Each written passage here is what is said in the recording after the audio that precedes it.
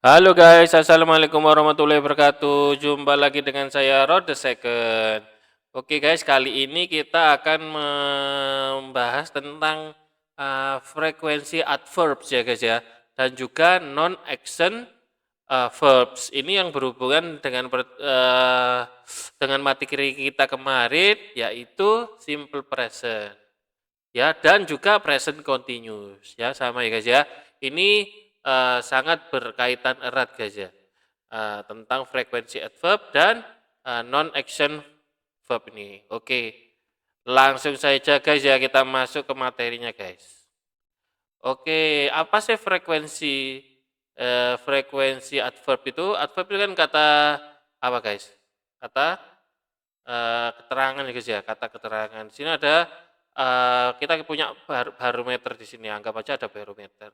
Di atas sendiri itu 100% positif. Di bawah itu 0%, dia anggap aja negatif. Di sini ada beberapa kata ya guys ya. Pertama, always itu anggapannya always itu 100% positif lah. Always itu selalu, nggak pernah enggak ya, berarti dia 100% positifnya. Almost always, nah, hampir selalu. Nah, ini ya turun lah ya. Pokoknya dari atas ke bawah ini dia semakin menurun sampai terakhir di never. Never ini nggak pernah artinya guys. Never berarti 0% negatif. Ya, always, almost always, usually, often, frequently, generally, sometimes, occasionally, seldom, rarely, hardly ever, almost never, never. Ya, ini semua adalah kata-kata yang digunakan untuk simple present ya guys ya. Yang menjelaskan kemarin apa? Menjelaskan tentang general fact atau tentang kebiasaan atau fakta biasa atau kebiasaan dari orang anu kebiasaan dari seseorang. Oke ya.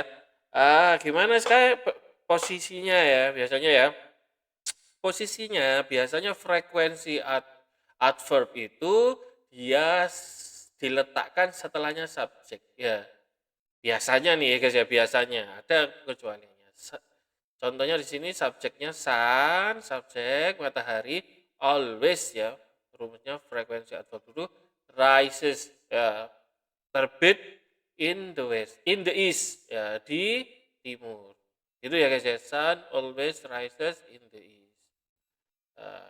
Itu guys ya. Atau subjek kalau di setelahnya be, dia subjek be baru frekuensi adverbnya. Contohnya di sini Zakia is always, bukan Zakia always is ya kak ya. Zakia is always on time, selalu tepat waktu. Gitu guys ya. Adverb dengan simbol bintang ya, yang bintang-bintang ini terkadang juga digunakan pada awal atau akhir kalimat yang bintang ini. Usually atau ini sometimes yang dicontohnya kan ya gitu ya. Sometimes ya, kadang-kadang I eat fried rice. Makan nasi goreng. Atau bisa juga I eat fried rice sometimes. Ya, ini enggak biasanya kan di sini kan setelahnya subjek ya. I sometimes eat fried rice. Tapi di situ enggak seperti itu digunakannya, tapi dia digunakan di awal kalimat. Sometimes ya, kadang-kadang ya itu untuk menekankan kadang-kadangnya ya kan. Kadang-kadang sometimes I eat fried rice atau I eat fried rice sometimes gitu. Bisa ya? Itu ya guys ya. Ini penggunaannya kayak gitu ya guys ya. Contohnya umumnya saya nggak pernah makan ya. Bilangnya gampangnya aja. Subjeknya I never eat fried rice. Contohnya gitu ya. I never eat fried rice. Saya nggak pernah makan nasi goreng. Ya seperti itu guys pemakaiannya ya. Kalau is kayak gini ya. Kalau is setelahnya is baru keterangannya. Zakia is often on time, ya kan? Apa Zakia is apa rarely late, jarang terlambat, seldom late, juga bisa ya. Itu ya guys. Nah, ini dihafalkan aja guys ya, dihafalkan aja. Oke lanjut guys. Di sini ada pada sebuah kalimat negatif. Hampir semua frekuensi adverb itu berada di depan negatif verbnya. Ya, negatif verbnya biasanya di depannya kecuali always dan ever. Contohnya gimana, guys? Ya, she usually doesn't eat breakfast. Jadi dia di depannya negatif verbnya. Gitu ya, guys. Di depan negatif verbnya mana? Eat, ya kan? Kalau dia negatif ada di sini apa auxiliary-nya, auxiliary verbnya doesn't eat, ya kan? Doesn't eat. Nah, di depannya itu bukan she doesn't eat usually breakfast, enggak. Itu ya guys ya. Dia dipakainya uh, sebelumnya negatif. Atau tadi usually bisa ya di bintang ya usually. Kalau usually di bintang dia bisa di depan sendiri, ya kan? Usually she doesn't eat breakfast atau she doesn't eat breakfast usually karena dia tadi ada bintangnya. Kalau bintang bisa disimpan di depan, bisa disimpan di belakang, tapi kalau di tengah dia sebelumnya negatif verbnya. Kecuali always dan ever, contoh gimana? Always mengikuti negatif helping verb atau negatif be. Ya, always itu mengikuti, contohnya gini, she doesn't always eat breakfast.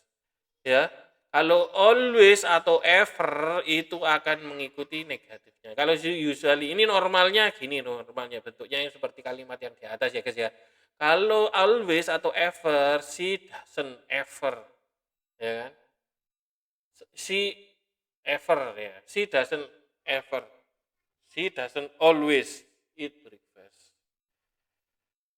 Gitu ya, she ever itu biasanya gunakannya pakai yang positif ya, negatif ya kalimatnya ya.